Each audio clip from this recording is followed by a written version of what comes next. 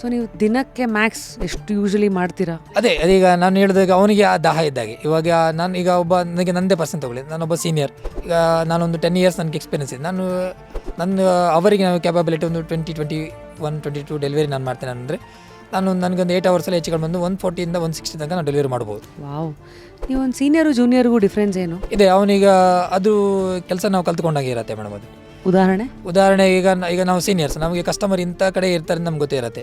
ಅವ್ನು ಕಾಲ್ ತೆಗ್ದಿಲ್ಲ ಏನು ಮಾಡ್ತೇವೆ ನಾವು ಕಸ್ಟಮರ್ ಮನೆ ಹೋಗಿ ಡೋರ್ ಸ್ಟೆಪ್ಪಿಗೆ ಹೋಗಿಬಿಟ್ಟು ಸರ್ ಇಲ್ಲಿ ಕೊರಿಯರ್ ಓಕೆ. ಇನ್ನೊಂದು ನಾವೇನು ಮಾಡ್ತೇವೆ ಅಂತ ಹೇಳಿದ್ರೆ ಕೆಲವು ಕೊರಿಯರ್ ಫೀಲ್ಡಲ್ಲ ಟ್ರಿಕ್ಸ್ಗಳಿದೆ ನಾವು ಕಲ್ತ್ಕೊಂಡಿರುವಂಥದ್ದು. ಏನದು? ನಾವೇನಂತ ಹೇಳಿದ್ರೆ ನಾವು ಕಸ್ಟಮರಿಗೆ ಮುಂಚೆನೇ ಕಾಲ್ ಮಾಡ್ತೇವೆ, ಮೇಡಮ್ ನೀವು ಮನೇಲಿದ್ದೀರಾ ಇಲ್ವಾ?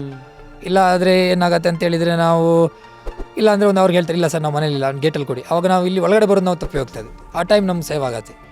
ಇಲ್ಲ ನಾವು ಒಳಗಡೆ ಬಂದುಬಿಟ್ಟು ಡೋರಲ್ಲಿ ನಿಂತ್ಕೊಂಡು ನಾವು ಕಸ್ಟಮರಿಗೆ ನಾವು ಫೋನ್ ಮಾಡಿದಾಗ ಕಸ್ಟಮರ್ ಇಲ್ಲ ಅಂತ ಹೇಳಿದಾಗ ಪ್ರಾಬ್ಲಮ್ ಏನಾಗುತ್ತೆ ಅಂತ ಹೇಳಿದರೆ ನಮಗೆ ಆ ಟೈಮ್ ನಮಗೆ ತುಂಬ ಸೇವ್ ಆಗುತ್ತೆ, ತುಂಬ ವೇಸ್ಟ್ ಆಗುತ್ತೆ. ಆ ಟೈಮ್ ವೇಸ್ಟಲ್ಲಿ ಬೇರೆ ಒಬ್ಬ ಕಸ್ಟಮರ್ ನಾವು ಡೆಲಿವರಿ ಕೊಡಲಿಕ್ಕೆ ಅದು ಕಂಪನಿಗೂ ಹೊರ್ತು ನಮಗೂ ಬರುತ್ತೆ. ಅದು ಫುಲ್ ವಿಡಿಯೋನ ನೋಡಿ ಆನ್ ರ್ಯಾಪಿಡ್ ರಾಶ್ಮೀಸ್ ಯೂಟ್ಯೂಬ್ ಚಾನಲ್.